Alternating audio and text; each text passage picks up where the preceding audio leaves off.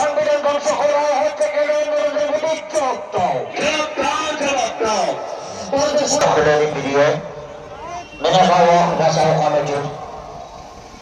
সম্পাদক গতবার ভাই গিয়াসুদ্দিন বললাম তারা বসে পড়ুন। সুন্দর ব্যবস্থাপনা তাই দেখেছেন তারা বহু পথ হেঁটে এসেছে। হেঁটে আসার পর দুবার মাওলানা আব্দুল কাদের সাহেব। আমি প্রত্যেক ভক্তদেরকে বলবো সময়ের দিকে একটু খেয়াল রাখতে অনুরোধ করবো।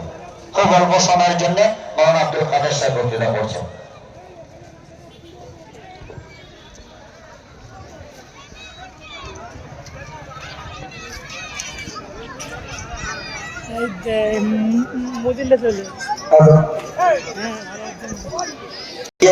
কথা না বলি আমাদের স্বেচ্ছাসেবকরা আছেন আপনাদের জন্য সুন্দর।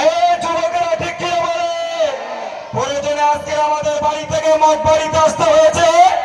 এরপর কলকাতা ব্রিগেডে যেতে প্রস্তুত, ঠিক কিনা বলেন? যদি আমাদের ব্রিগেডে প্রস্তুতি নেওয়ার পরে